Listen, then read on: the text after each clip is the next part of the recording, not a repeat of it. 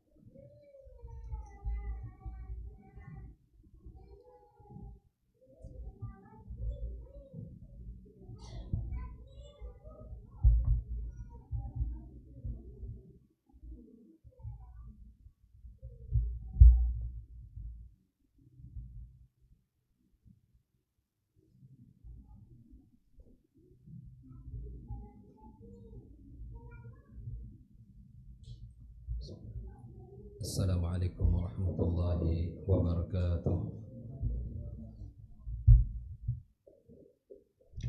Alhamdulillah rabbil alamin, wassalatu wassalamu ala rasulillahil karimil amin. Asyhadu an la ilaha illallah wahdahu la syarikalah, al-malikul haqqul mubin, wa asyhadu anna muhammadan abduhu wa rasuluhu al-mab'utsu rahmatan lil alamin.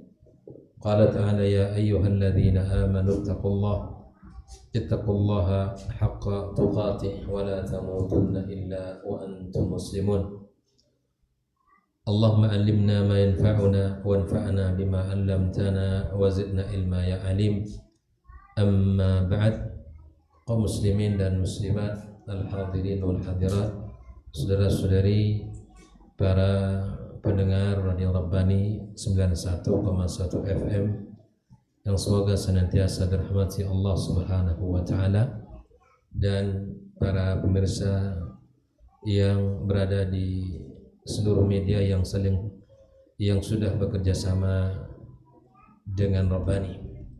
Alhamdulillah, kita bersyukur kepada Allah Subhanahu wa taala, malam ini kembali Allah mudahkan kita untuk bersama di taman surga, taman yang tidak akan pernah merugi orang yang duduk di dalamnya.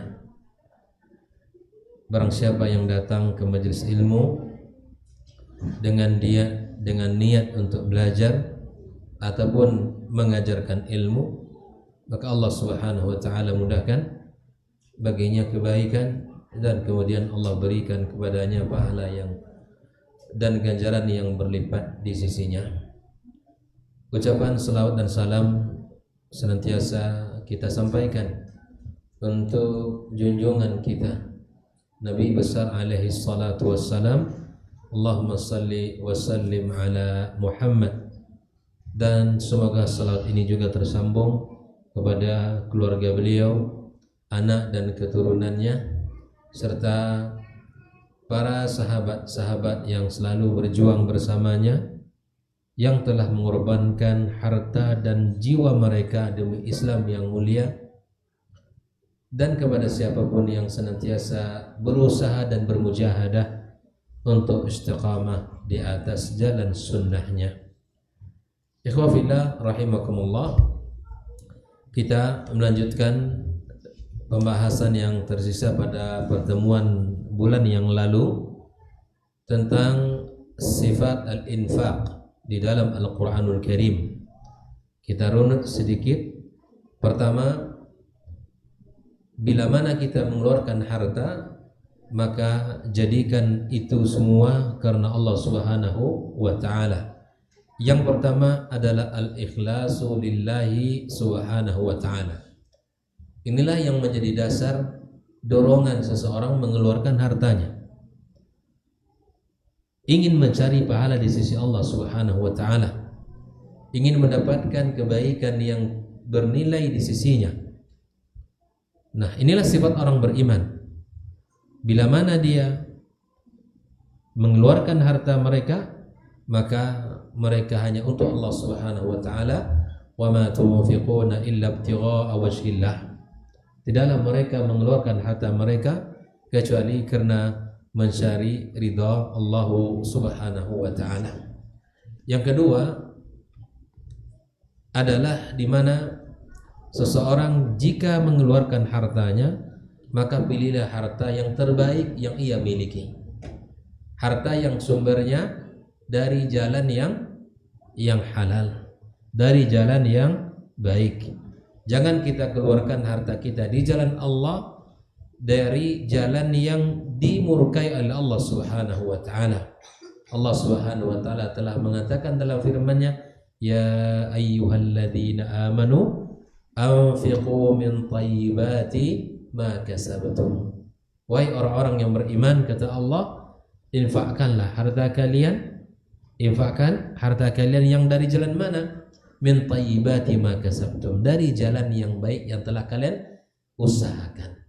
Kita bekerja, kita bertani, kita beternak, kita sebagai pegawai di sebuah lembaga, atau kita sebagai ASN atau apapun namanya, kita mengeluarkan harta ini dari jalan yang benar-benar halal, dari jalan yang terbaik. Wa mimma akhrajna lakum minal ardi, kata Allah, kami keluarkan dari usaha kalian yang baik-baik, kemudian dari apa yang telah kami keluarkan untuk kalian dari bumi ini. Baik. Yang ketiga, bila mana seorang mengeluarkan harta, maka al-infaqu fi halati as-sa'ati wad-dhiq. Menginfakkan harta bukan hanya di saat kita lapang, namun juga di saat kita sempit. Jadi mengeluarkan harta bukan hanya di saat kita lapang, atau kita berinfak bukan pada saat kita kaya dulu baru berinfak, tidak. Ya, dalam kondisi apapun kita diminta untuk mengeluarkan harta kita tentu sesuai dengan kemampuan dan kesanggupan kita. Allah Subhanahu wa taala mengatakan, liyunfiq dzu sa'atin min sa'ati. Kalau dalam kondisi lapang, maka keluarkan yang banyak. Wa man qudira alaihi rizquhu falyunfiq mimma ataahu Allah. Kalau dalam kondisi sempit dan sulit, maka keluarkan sesuai kemampuannya. Jadi ayat ini menunjukkan walaupun turun pada perkara seorang wanita yang ditalak ya di dalam masa iddah, namun dia berlaku pada saat kondisi setiap orang yang ingin mengeluarkan hartanya. Kalau ditanya berapa ukuran, ya ukurannya sesuai kemampuan, sesuai dengan kondisi yang ada. Tapi jangan sampai kita mengeluarkan harta hanya pada saat kita lapang. Jangan menunggu berinfak kalau sudah kaya. Kok nggak ikut antum di situ? Anda belum kaya. Syarat berinfak tidak nunggu, tapi syarat berzakat baru. Itu beda ya. Syarat berzakat baru kaya dalam artian telah memenuhi dua syarat. Yang pertama haul, yang kedua nisab. Tapi syarat berinfak tidak mesti kaya. Syarat berinfak tidak mesti kaya. Siapapun bisa berinfak. Ikhwani wa akhwati fi din rahimani wa rahimakumullah. Kemudian yang keempat kemarin apa? Ketika berinfak itu di samping ikhlas kepada Allah Azza wa Jalla dari jalan yang baik, dan kita berinfak dalam keadaan lapang maupun sempit. Yang keempat at-tawassut fin nafaqah. At-tawassut ini artinya bahwa kita mengambil jalan yang uh, seimbang. Tidak dalam artian kita di saat kita keluarkan harta kita lalu kemudian kita jatuh menjadi miskin. Tidak begitu pula. Ya, la ifrata wa la tafrid. Dan tidak pula kita tahan sampai kita dicap menjadi orang bakhil. At-tawassut. Apa itu? Wasatan itu artinya apa? Ya, wa kadzalika ja'alnakum ummatan wasata. Allah jadikan kita umat yang wasat, yang tengah, berada pada sikap pertengahan. Disebutkan juga oleh orang di dalam pepatahnya, khairul umuri awsatuha. Nah, inilah Allah Subhanahu wa taala telah mensifati manusia, innal insana khuliqa halu'a. Manusia itu diciptakan Allah dalam sifat berkeluh kesah. Idza massahu syarru jazu'a wa idza massahul khairu manu'a.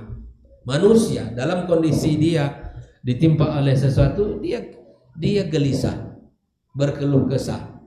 Tapi bila mana dia mendapatkan kebaikan yang banyak, kelapangan rezeki, kesehatan badan ataupun urusannya lancar, Allah sebutkan manu'a.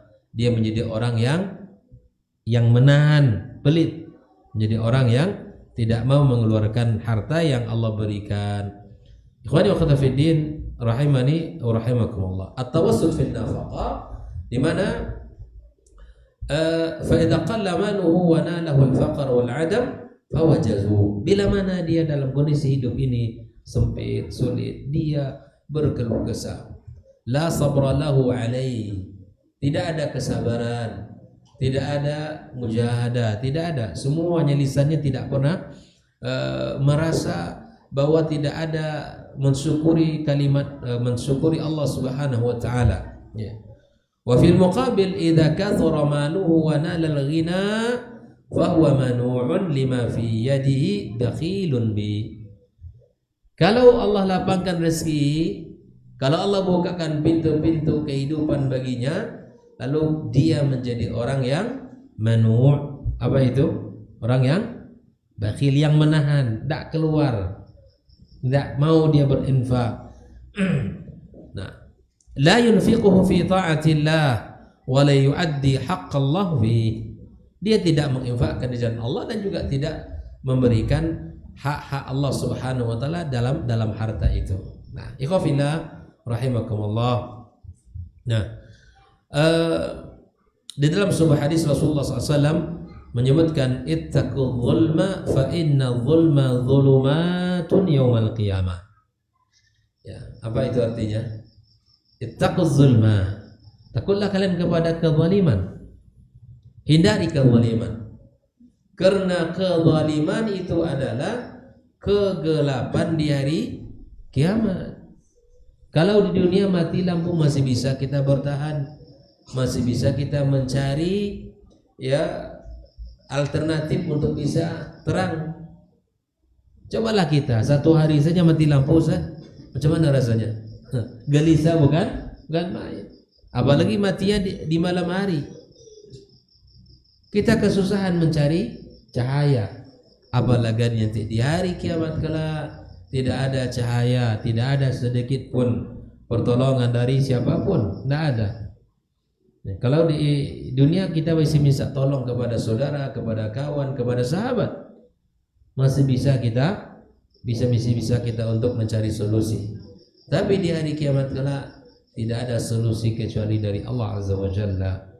Ittaqul zulma fa inna zulma zulumatun yaumal qiyamah. Kezaliman itu adalah kegelapan. Wattaqus syuhha. Takutlah kalian kepada sifat kikir, ya, bakhil. Kenapa? Fa inna syuhha ahlaka man kana qablakum. Karena penyakit bakhil ini, kikir ini, itulah yang menghancurkan umat sebelum kalian. Bakhilnya bukan main. Allah hancurkan mereka sebab kekikiran mereka. Allah binasakan mereka oleh sebab kekikiran mereka terhadap Allah Subhanahu wa taala. Bahkan dengan itu mereka saling menghalalkan darah, saling menumpahkan darah di antara mereka. Maka Allah Subhanahu wa taala katakan, barang siapa yang telah Allah selamatkan dia dari sifat faqih, dari sifat kikir, maka sungguh dia telah beruntung, kata Allah Subhanahu wa taala. Jelas, Pak? Orang yang tidak kikir itu beruntung, tapi orang yang kikir itu adalah kerugian. Allah katakan, wa may yuqa shuhha nafsihi faulaika humul muflihun. Yang Allah selamatkan dia dari sifat jiwa yang kikir, yang bakhil, maka sungguh dialah orang yang beruntung. Orang yang mengeluarkan apa yang Allah titipkan padanya beruntung, Pak. Beruntung. Orang ini adalah orang-orang yang beruntung, kata Allah Subhanahu wa taala. Kaum muslimin rahimakumullah.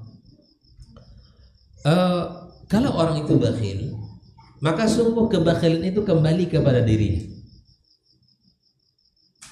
Orang yang bakhil itu akan kembali mudarat kepada dirinya. Kata Allah Subhanahu wa taala, "Wa may yabkhal fa innama yabkhalu 'an nafsi." Tidak akan kembali kepada orang lain, kepada dirinya. Wallahul ghani wa antumul fuqara. Allah Maha Kaya, ikhwan. Allah Maha Kaya dan kalian itu fakir, kata Allah Subhanahu wa taala. Maka mintalah kepada Allah Subhanahu wa taala dengan mengatakan, ya Razzaq ya dzal quwwatil matin urzuqni. Minta kepada Allah Subhanahu wa taala dengan menyebutkan nama Allah Subhanahu wa taala yang Maha Pemberi rezeki, yang Maha Kuat, yang Maha Kokoh, maka berikanlah kepada kami rezeki. Ikhwafillah rahimakumullah. Di dalam Al-Qur'an juga Allah sebutkan, wa amma man bakhila wastaghna, kata Allah, orang-orang yang bakhil. Nah, kita akan bicara sedikit orang-orang yang bakhil di dunia ini. Orang yang tidak keluar hartanya sedikit pun. Dia merasa harta itu dia dapatkan dengan usahanya, dia dapatkan dengan kehebatan dirinya. Maka Allah katakan, wa amma man bakhila wastaghna. Orang yang bakhil dan kemudian dia merasa sudah tidak butuh kepada yang lain, istighna, merasa sudah hebat karena punya harta, ya. Lalu Allah katakan, wa kadzdzaba bil husna. Maka kemudian tidak hanya bakhil dan merasa hebat, merasa apa? Merasa cukup, merasa tidak butuh kepada yang lain. Wa kadzdzaba bil husna, dan mendustai. Ada yang mengatakan al-husna adalah al-jannah. Ya, maka fasanuyassiruhu lil usra. Kami akan mudahkan dia. Allah mudahkan, bahasanya Allah mudahkan untuk mendapatkan kesulitan. Bayangkan, Allah mudahkan jalannya untuk menuju kepada kesulitan. Ikhwani kaum muslimin dan muslimat rahimakumullah. Di dalam kebalikan daripada orang-orang yang mau mengeluarkan harta, Allah Subhanahu wa taala katakan, fa amma man a'ta wattaqa. Orang yang menginfakkan harta mereka, yang memberi, wattaqa, kemudian mereka bertakwa kepada Allah Subhanahu wa taala, wa saddaqa bil husna, dan membenarkan al husna atau al jannah, fasanuyassiruhu lil yusra. Lalu kami mudahkan dia untuk mendapatkan kemudahan. Kemudahan yang kita peroleh itu dari Allah Subhanahu wa taala, ikhwatal kiram. Kesulitan juga dari Allah Subhanahu wa taala. Lalu kita evaluasi apa sebabnya, ya, gimana apa yang telah kita lakukan dalam hidup kita ini. Maka kita sama-sama di dalam melihat diri kita ini, ikhwatal kiram rahimakumullah. Ya. Kalau kita melihat lebih dalam lagi tentang bagaimana keadaan para sahabat dengan pengorbanan mereka, sungguh kita akan mendapatkan kisah yang hidup, perilaku dan sikap yang luar biasa, di mana sahabat Nabi yang mulia seperti ya Utsman radhiyallahu taala anhu dalam perang Tabuk, di dalam mempersiapkan seluruh pasukan-pasukan, dia berdagang dengan Allah Subhanahu wa taala. Dia datang pada waktu di saat dibutuhkan harta, saat kaum muslimin mendapatkan sangat membutuhkan pertolongan harta, maka dia datang dengan harta yang luar biasa. Begitu juga dengan sahabat-sahabat yang lain. Barang siapa ya yang mengeluarkan hartanya di jalan Allah Subhanahu wa taala, dan itu untuk kemudahan umat Islam, maka dia akan mendapatkan ganjaran pahala yang luar biasa. Dan harta yang dikeluarkan itu tidak akan pernah berkurang di sisi Allah tabaraka wa taala. Ikhwani wa akhwati fiddin rahimakumullah.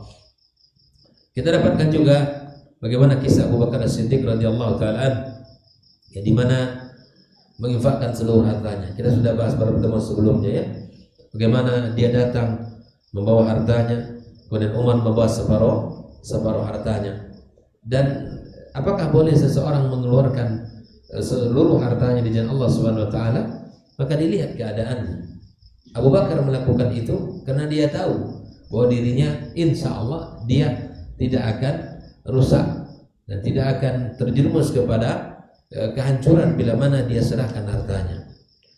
Kita tidak seperti Abu Bakar As-Siddiq radhiyallahu taala anhu, tidak ada jaminan orang kalau diinfakkan hartanya seluruhnya, apakah nanti kondisinya akan tetap menjadi orang yang kokoh iman atau bukan.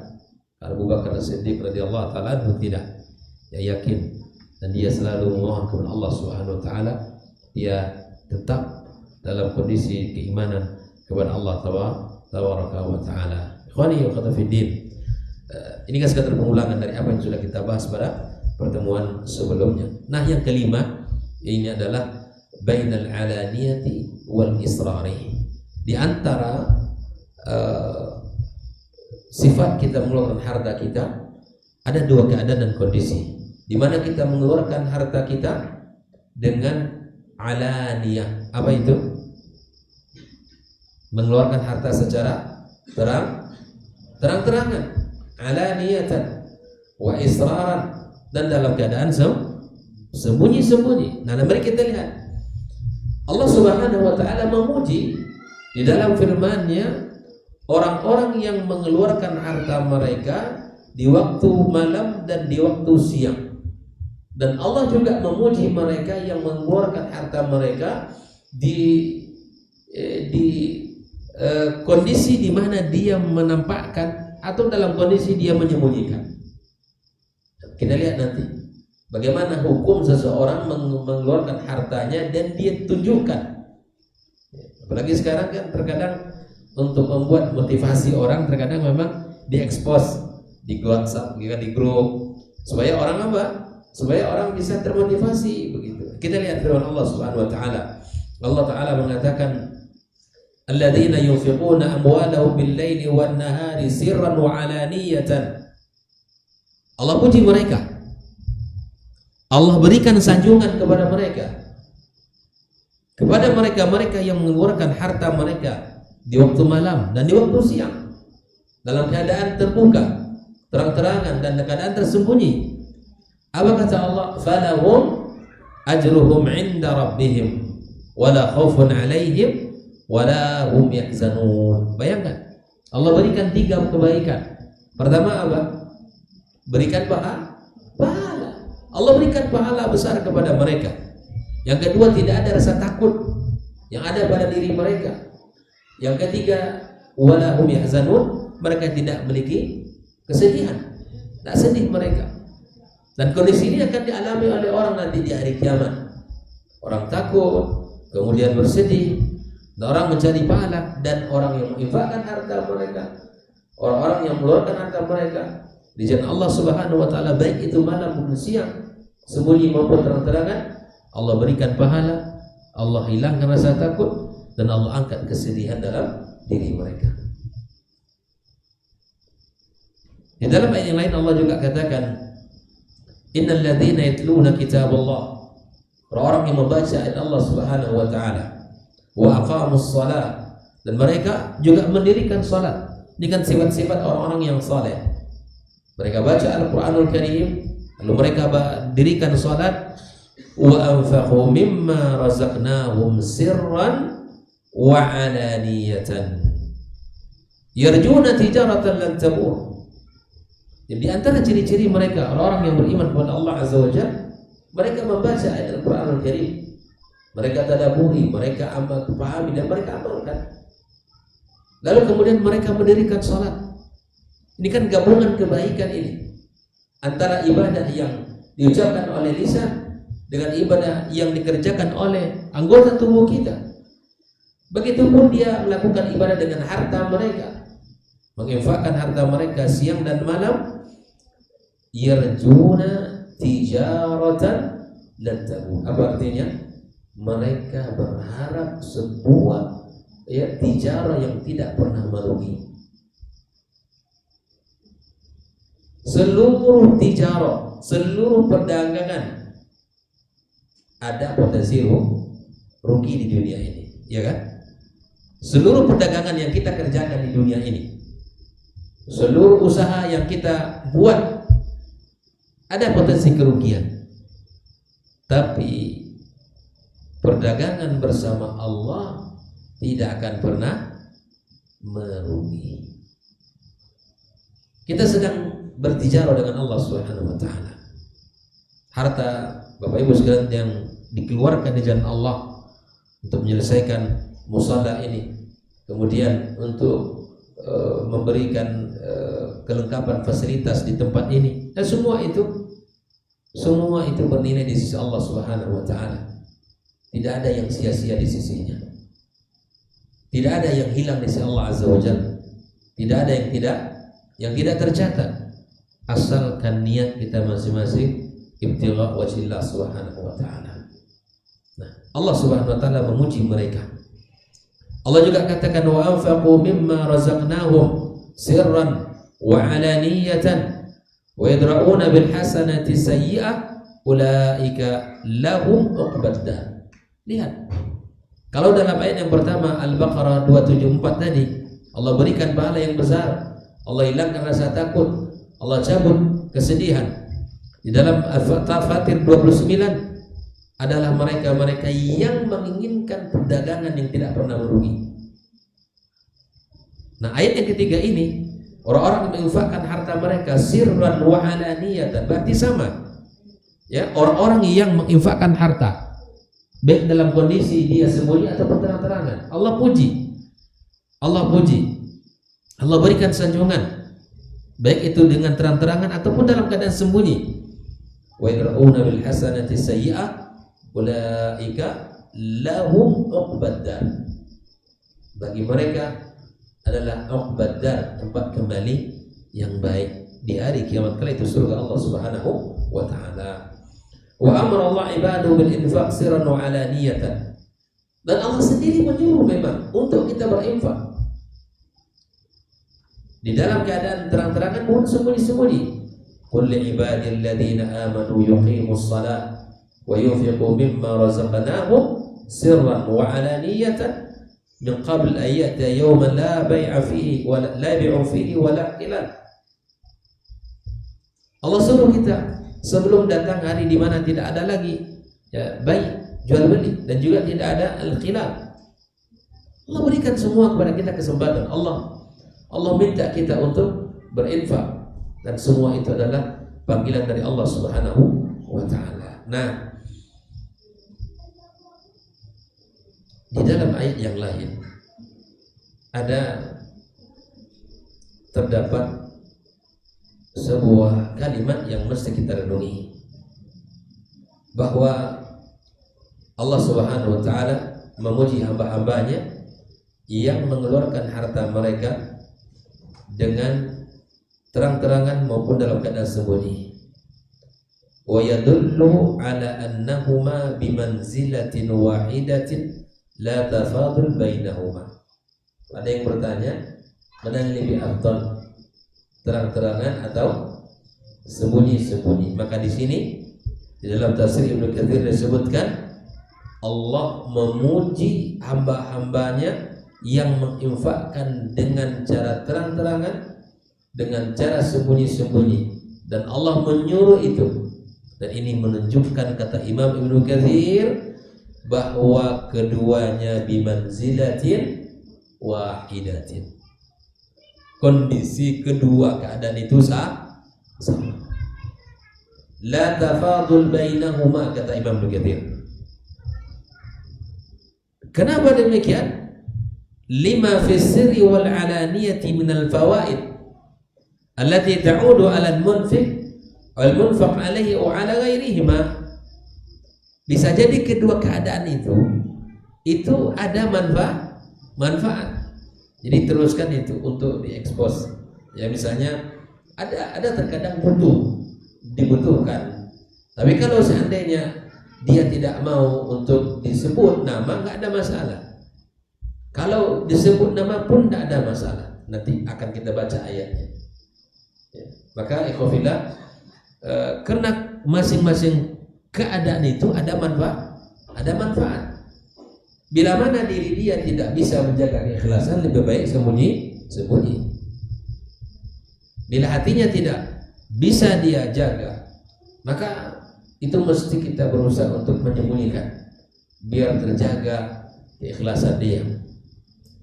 Lakin warada, di sini disebutkan tafdil sadaqatus sir 'ala al-alaniyah fi qaulillahi ta'ala. Ada satu ayat yang memang dianjurkan, kalau di dalam ayat ini dianjurkan untuk bersedekah dalam keadaan sembunyi. Apa kata Allah? In tubudus sadaqati fa ni'immahi. Boleh, itu baik.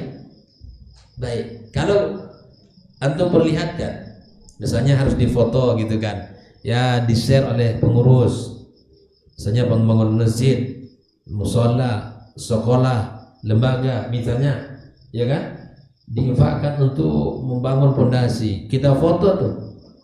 Atau orang yang berinfaknya kita ambil dokumentasinya lalu di-share. Bolehkah itu? Ya boleh saja. Namun Allah Subhanahu wa taala katakan in tubdus sadaqati fa ni'mahi wa in tukhfuha wa tu'tuha al-fuqara fa huwa khairul lakum. Kalau disembunyikan dan diberikan kepada orang-orang fakir, itu lebih baik bagi kalian.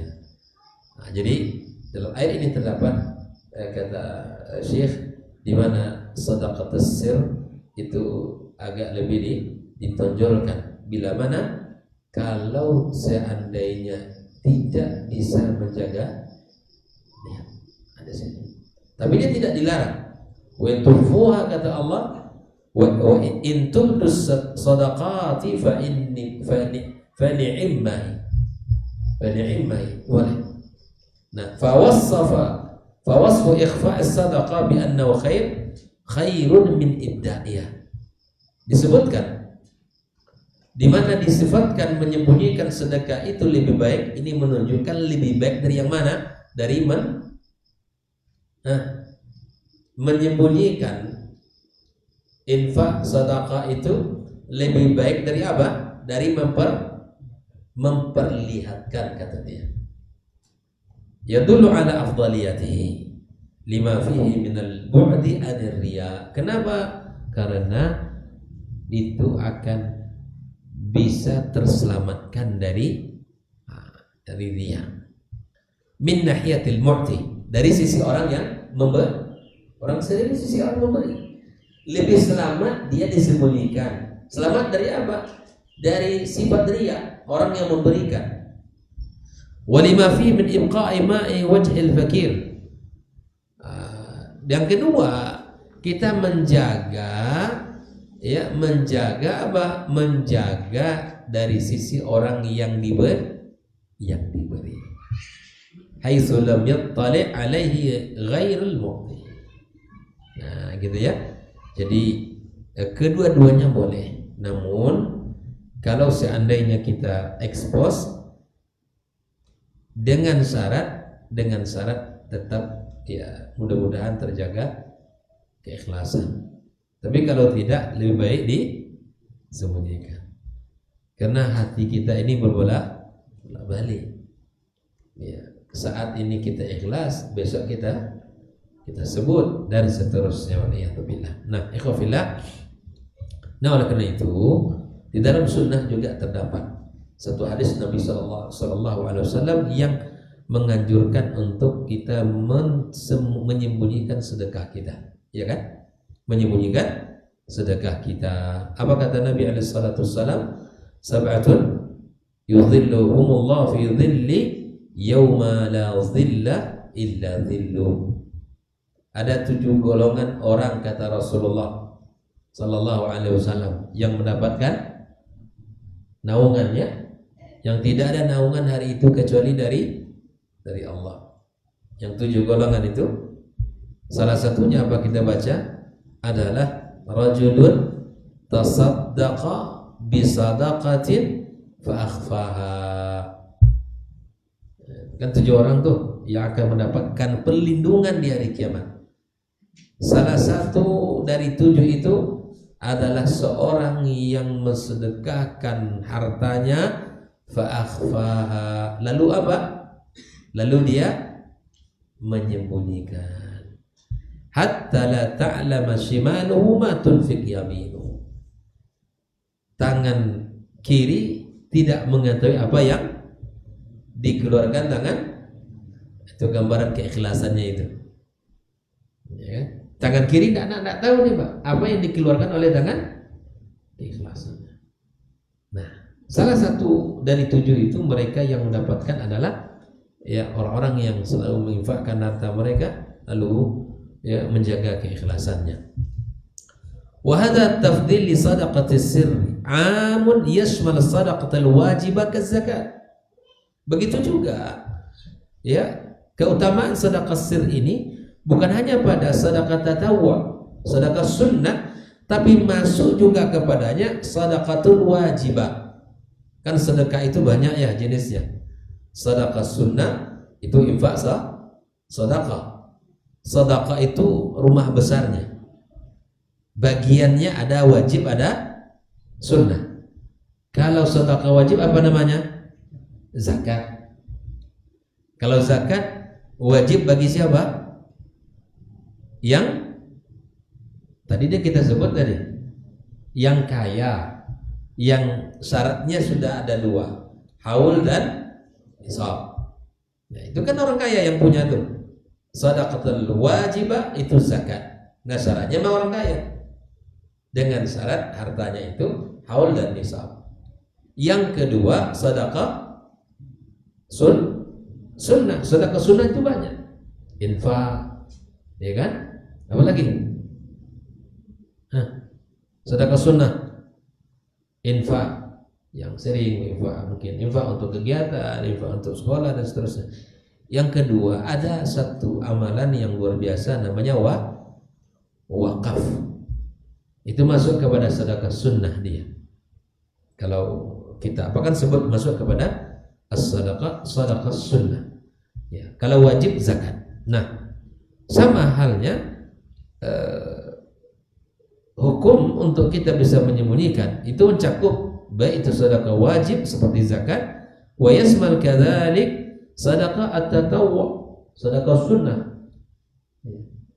bersedekah secara umum. Lianna lafz sadaqat bi qouli ta'ala in tubdus sadaqat lafzun 'amun yashmal amrayni.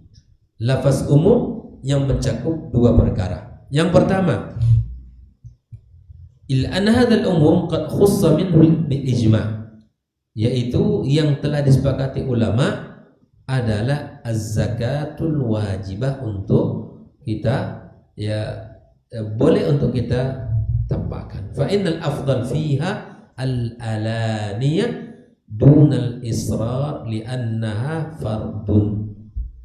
Maka sedekah wajib itu lebih diutamakan untuk ditampakkan. tidak disembunyikan karena dia adalah sedekah wajib. Wal aslu fil fardi i'lanu wa izharu. Hukum asal dalam hal yang wajib ditampakkan.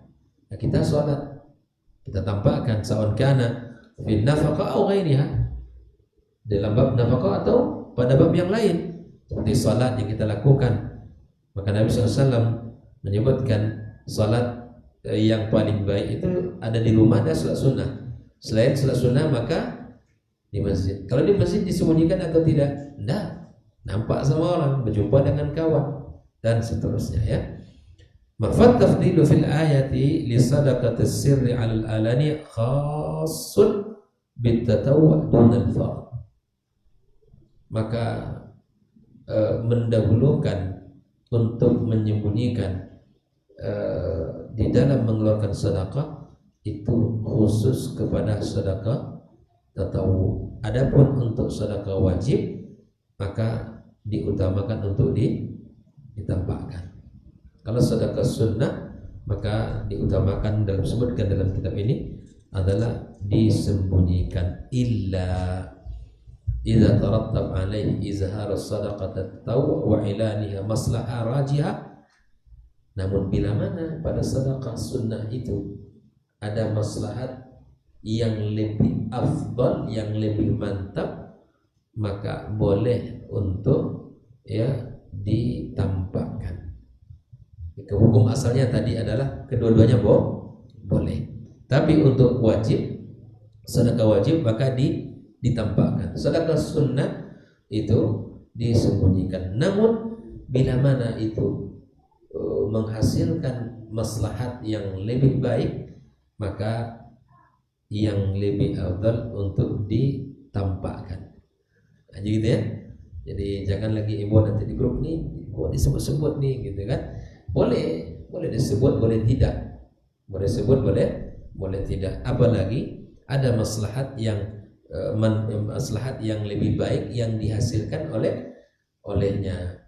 Ya, karena kayakun al-mutatawwi mimman yaqtadi bihi wattabi. Nah, bisa jadi nanti diikuti oleh orang lain jejaknya, ya kan? Wa tab'atul himma 'ala tatawwu bi ru'yatihi. Kawan itu 500.000, masa saya 200.000. Nah, dengan melihat itu tuh kita bisa termotivasi pula. Itulah tujuannya. Bukan untuk menyombongkan, bukan untuk mengatakan saya lebih kaya daripada kamu, bukan itu, tetapi untuk memberikan motivasi kepada yang lain. Wasalima huwa wa fi qasdihi wa dzalika min al-ma'ani kama fa'ala dzalika rajul min al-ansar, seperti yang dilakukan salah seorang laki-laki dari golongan Ansar, bahwa dia menunjukkan bagaimana apa yang ia lakukan itu kepada orang-orang lain, dan siapa yang telah memberikan contoh yang baik kemudian contoh itu diikuti oleh orang lain, maka falahu ajruha wa ajru man amila biha. Bayangkan itu, kebaikan yang kita lakukan dan ditiru pula oleh orang lain, maka kebaikan yang dilakukan oleh orang lain itu kita mendapatkan pahalanya. Jadi begitu ya. Dan tanpa dikurangi, lebih hebatnya, min ghairi ayat qasa min ujurihim syai', tanpa dikurangi pahala dari orang yang mengikuti kita. Nah, baik, alhamdulillah rahimakumullah. Maka inilah 5 hal yang mesti kita pahami, bagaimana seharusnya kita berinfak itu dengan ikhlas kepada Allah Subhanahu wa taala, lalu kita ambil dari jalan yang halal, rezeki yang paling baik. Yang ketiga, kita berusaha untuk at-tawassul dalam berinfak. Kemudian kita berinfak dalam keadaan lapang dan sempit. Yang terakhir, kita berusaha berinfak dalam setiap keadaan, baik itu kondisi terang-terangan maupun dalam kondisi sembunyi-sembunyi. Keduanya dibolehkan. Ya, namun dianjurkan. Kalau Imam Mughazir merajikan la tafudul bainahuma, karena Allah SWT memuji kedua keadaan dan kondisinya. Nah, ada sedekah wajib dianjurkan untuk diperlihatkan, namun sedekah sunnah untuk disembunyikan. Namun bila mana sedekah sunnah itu memberikan maslahat untuk dibuka atau disebut, maka itu lebih baik untuk disebut dan dibuka. Kenapa? Bisa jadi itu akan memotivasi yang lain. Tapi bila mana dia tidak bisa menjaga hati dan keikhlasan, maka lebih baik daripada tidak ada tu awalnya baik hilang kebaikan kita, maka lebih baik disembunyikan. Baik, ikhwafillah rahimakumullah. Nah, setelah pembahasan ini kita masuk kepada pembahasan baru yang di sini disebutkan oleh Syekh adalah tentang masalah zakat. Dibahas sedikit tentang sedekah wajib oleh beliau di dalam kitabnya ini. Ikhwafillah rahimakumullah. Maka zakat itu adalah salah satu rukun Islam. Tegaknya seseorang di atas agama Islam dengan menjalankan rukun yang mengeluarkan zakat. Islam, dia sholat, dia puasa, dia bayar zakat dan berhaji. Nah, inilah bila mana dikerjakan, maka sempurnalah keislamannya. Allah Subhanahu wa taala menyebutkan di dalam firman-Nya bahwa zakat itu adalah suatu kewajiban, di mana Allah Subhanahu wa taala menyebutkan wa ma ataitum min zakatin turiduna wajha Allah fa ulaika humul mudhifun. Kemudian Allah katakan alladzina yuqimuna as-salata wa yu'tuna az-zakata. Ciri-ciri orang beriman, mereka adalah orang-orang yang mendirikan salat, orang-orang juga mengeluarkan zakat. Walladzina hum liz-zakati fa'ilun, orang mengeluarkan zakat, kata Allah Subhanahu wa taala. Ya, dan itu semua adalah Allah sebutkan bahwa hukum zakat itu wajib, ya, tidak sunnah. Naam, ikhwafillah rahimakumullah. Allah Subhanahu wa taala juga mencela mereka-mereka yang tidak mau mengeluarkan zakat mereka. Bahkan Abu Bakar As-Siddiq radhiyallahu taala anhu, kita tahu ya, dalam tugas pertama di antara tugas yang berat yang beliau emban di saat dia menerima amanah khalifah adalah akan memerangi orang-orang yang tidak mau mengeluarkan zakat itu sendiri. Itu tugasnya. Nah, oleh itu ikhwafillah rahimahullah, Allah Subhanahu wa taala menyebutkan di dalam firman-Nya wa wailul lil musyrikin. Celakalah bagi orang musyrikin alladzina la yu'tuna az-zakah wa hum bil akhirati hum kafirun. Orang musyrik, kata Allah Subhanahu wa taala, mereka ini tidak mau mengeluarkan zakat, dan mereka ini adalah orang-orang yang di mana terhadap hari kafir, mereka itu kufur kepada Allah Subhanahu wa taala. Ini orang-orang musyrik.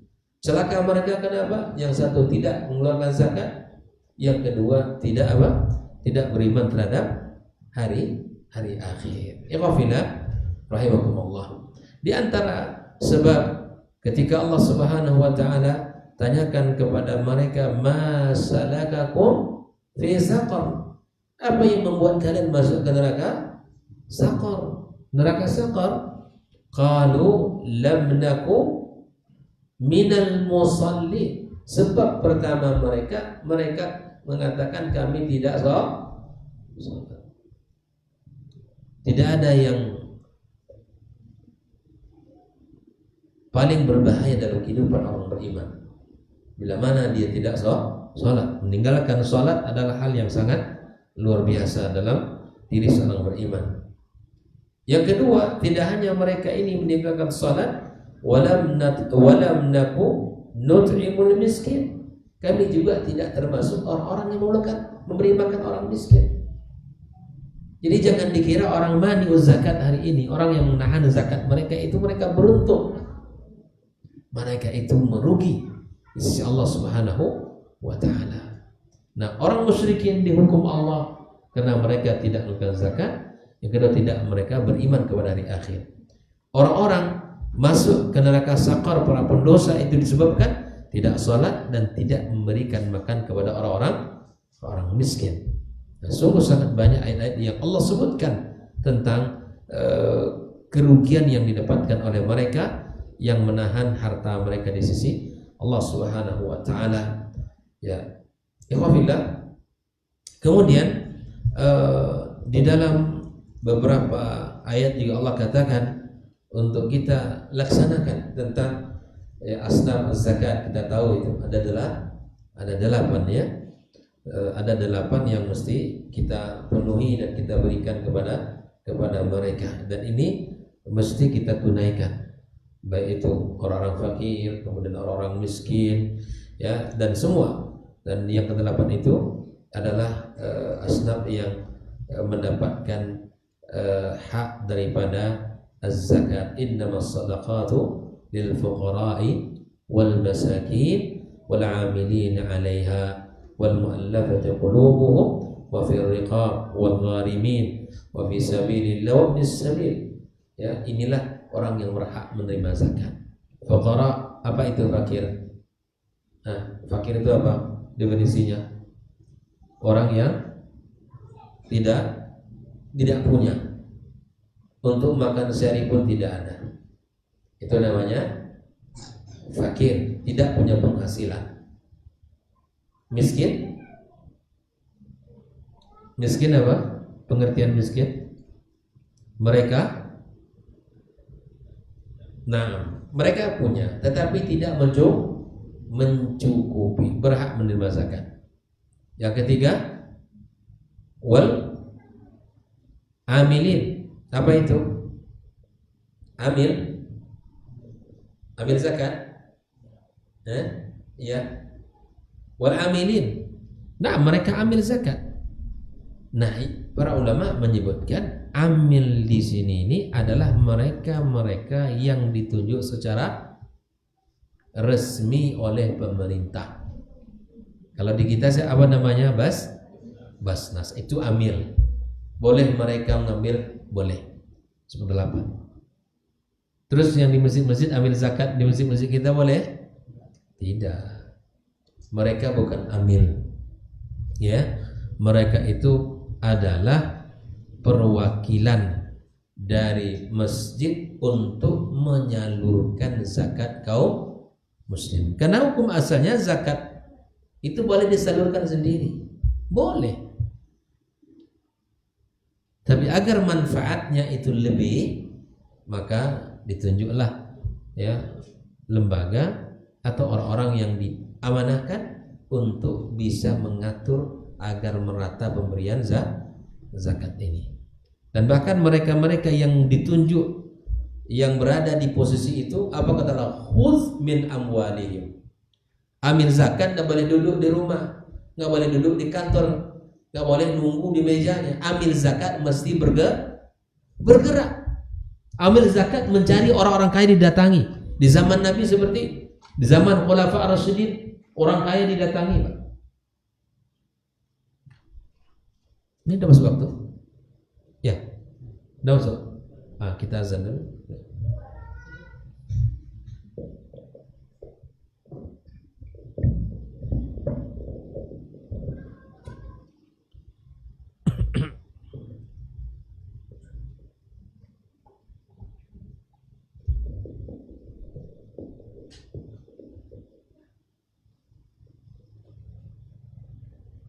Allahu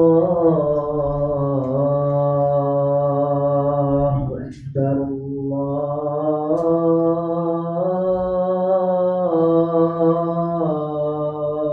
Akbar, Allahu Akbar, Allahu Akbar.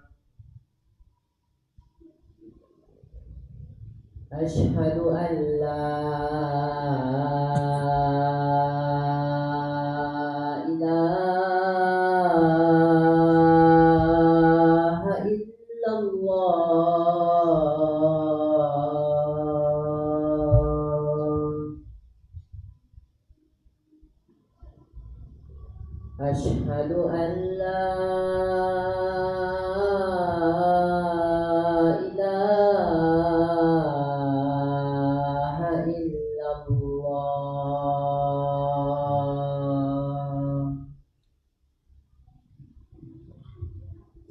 أشهد أن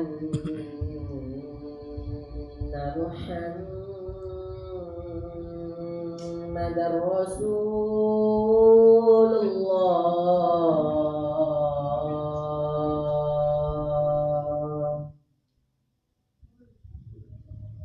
أشهد أن محمد رسول الله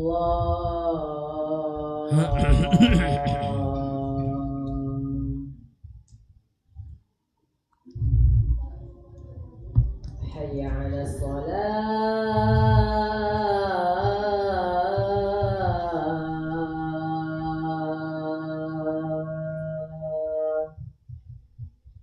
حي على الصلاة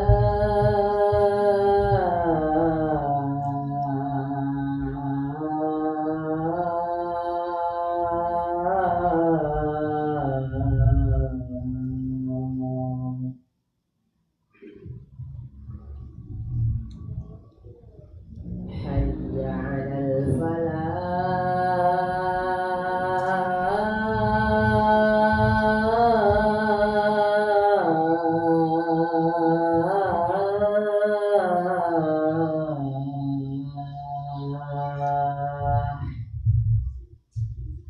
حي على الفلاح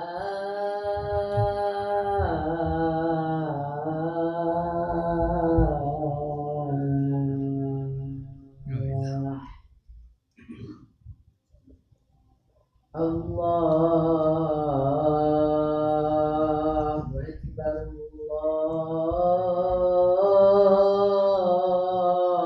الله أكبر Allahu Akbar. لا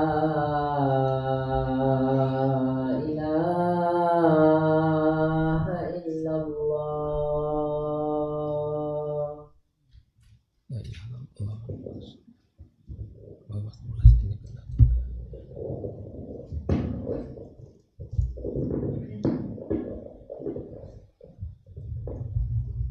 Baik, ikhwatul kiram rahimakumullah. Kita lanjutkan pembahasan kita bahwa zakat itu adalah diwajibkan Allah Subhanahu wa taala dan diberikan kepada mereka yang disebutkan Allah Subhanahu wa taala di surat Taubah ayat 60 tadi.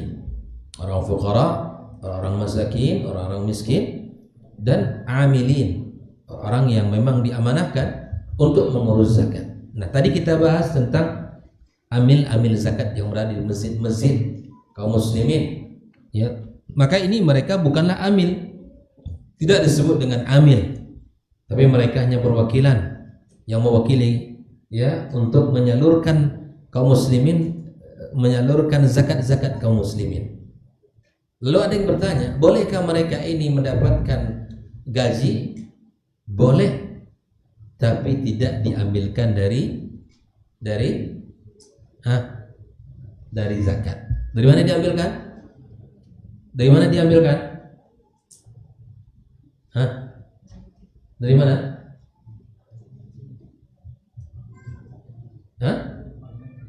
Dari dana masjid.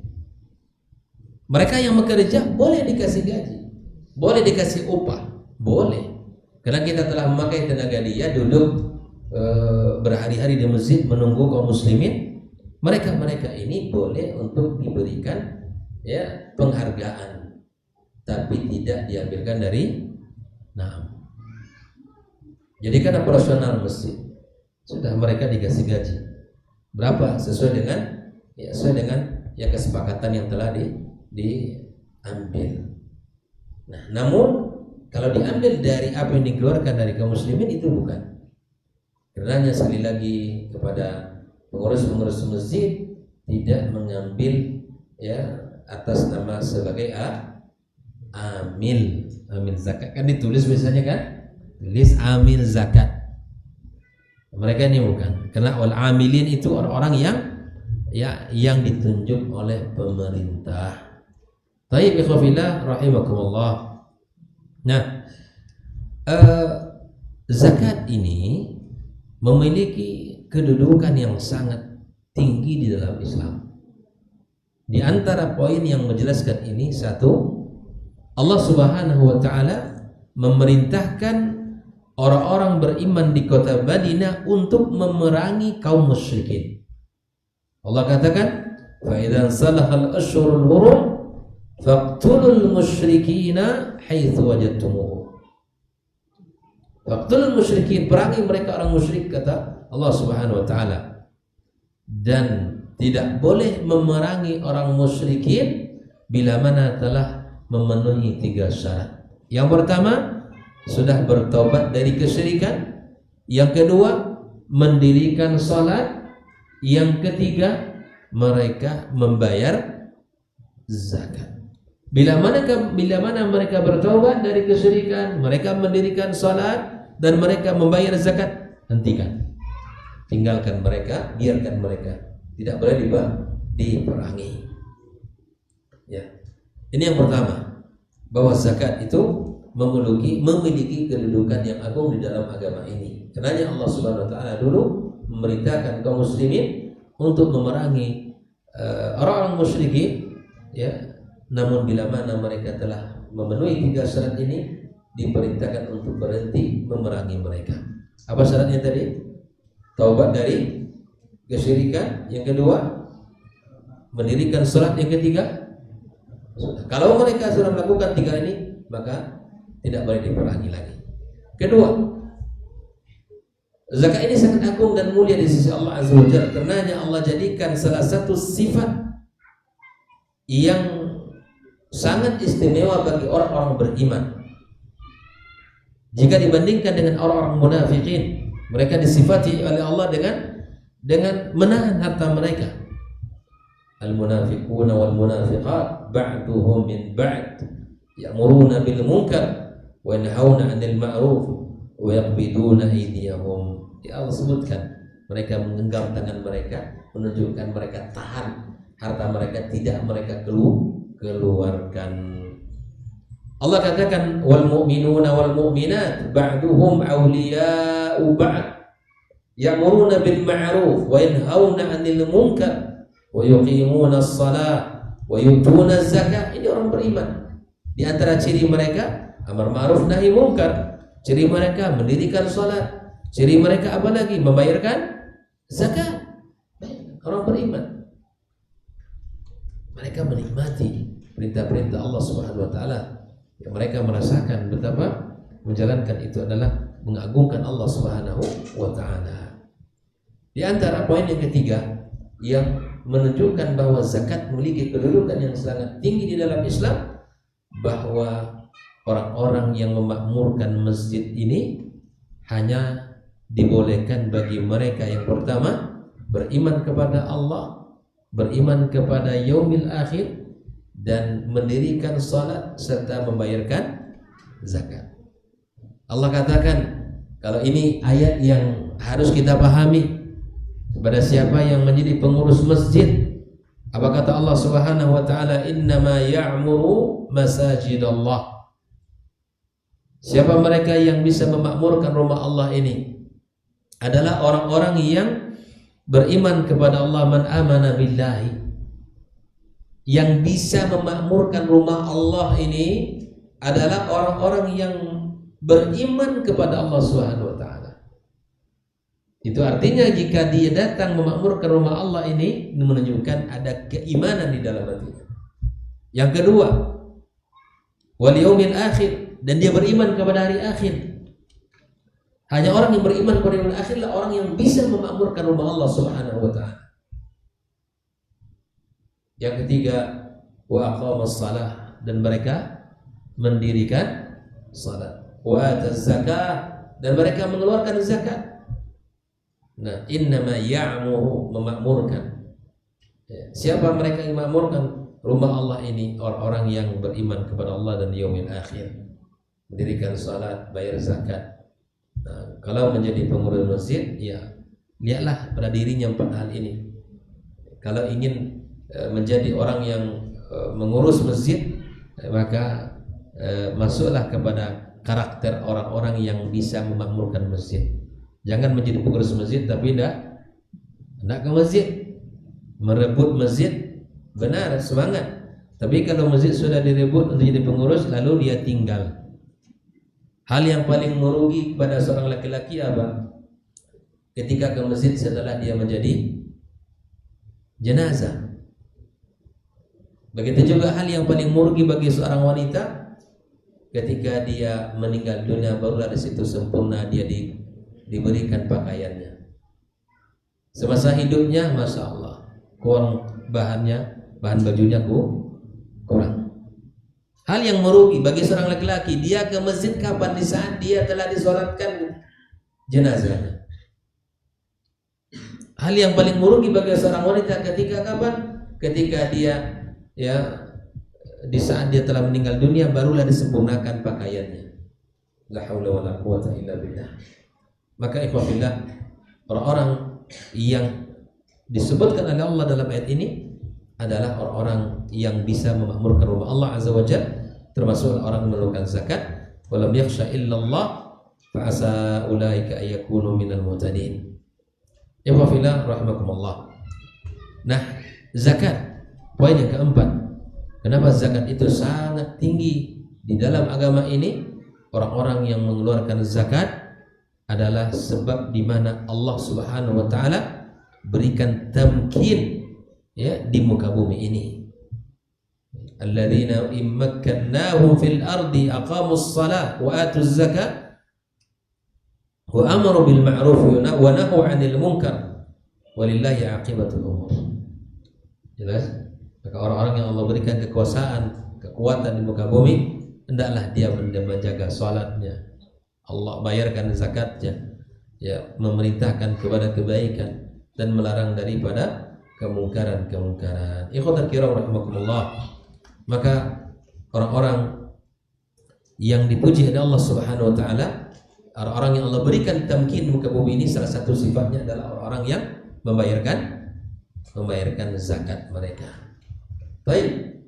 Yang berikutnya, bahwa di antara orang yang Allah puji di dalam Al-Qur'anul Karim yang tidak mudah lalai oleh perdagangan, ditinggikan nama-nama Allah, disebut Allah Subhanahu wa taala, yusabbihu lahu fiha bil ghudwi wal asal, tasbih di pagi dan di sore.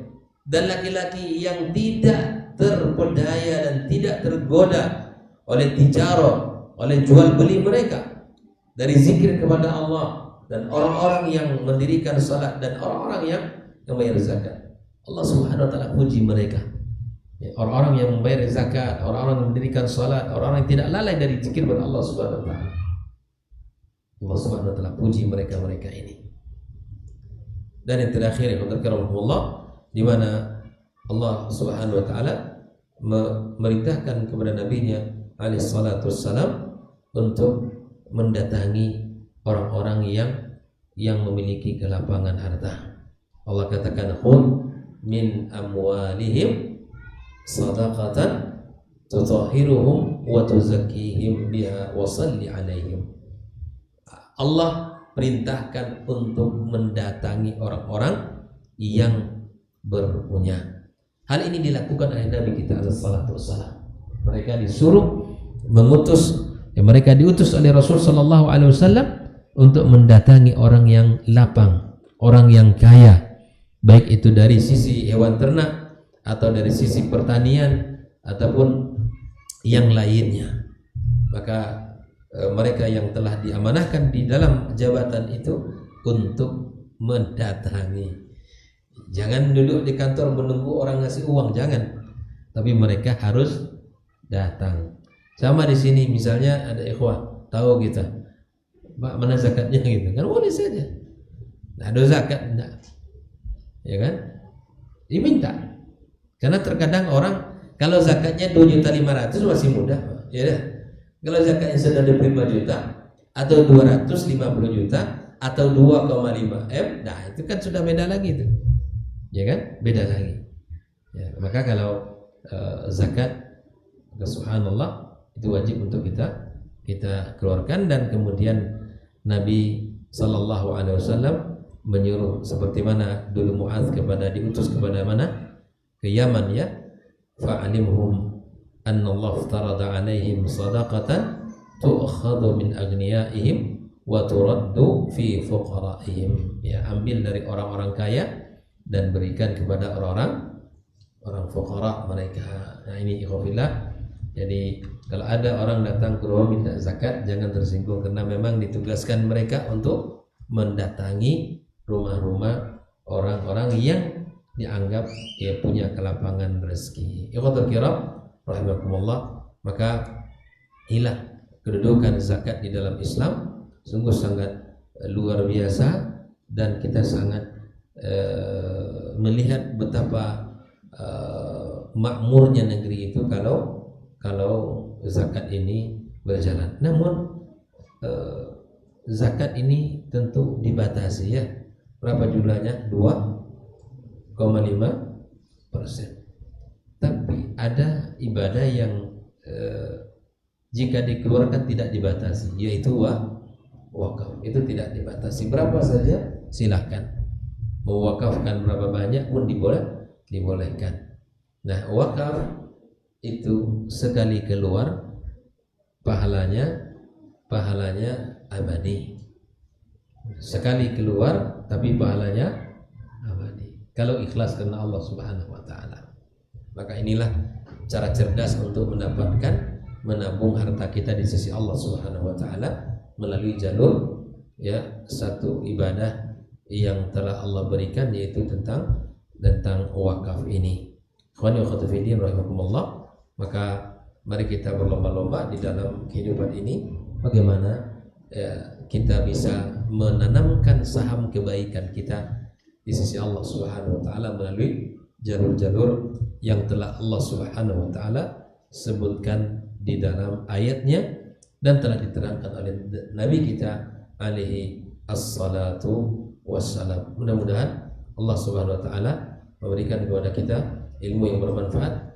Allah berikan kepada kita kemudahan untuk bisa menanam kebaikan-kebaikan pada atau melalui jalur harta kita dan melalui jalan-jalan yang memang Allah Subhanahu wa taala bukakan kepada kita masing-masing. Sekali lagi bahwa kebaikan harta itu tidak hanya bisa didapatkan dengan cara kita makan, tapi di antara kebaikan harta yang akan kita rasakan manfaatnya selama-lamanya adalah dengan cara kita memberikannya, membelajarkannya di jalan Allah Subhanahu wa taala. Harta yang kita makan masuk ke perut, keluar menjadi kotoran, yang kita pakai menjadi lusuk, tidak kita pakai lagi baju yang 2 tahun lewat, ya kan? Tapi yang kita keluarkan di jalan Allah, itulah harta yang sesungguhnya yang kita miliki.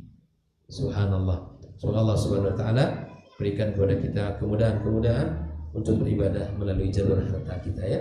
Allah berikan jalan-jalan yang bisa kita laksanakan melalui jalan harta kita. Wallahu taala alam. Demikian pembahasan kita pada malam ini. Barakallahu fikum wa sallallahu ala nabiyyina wa habibina Muhammadin wa ala alihi wa sahbihi ajma'in. Wassalamualaikum warahmatullahi wabarakatuh.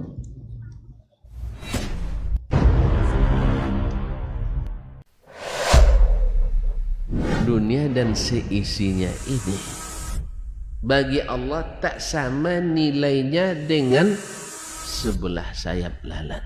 Barang siapa yang beramal untuk akhiratnya, Allah akan cukupkan baginya urusan dunia. Sayati zamanun 'alan nasi as-sabiru fihim qalqabit al-jamarah. Akan ada satu masa di akhir zaman yang berpegang teguh dengan agamanya seperti orang yang sedang memegang bara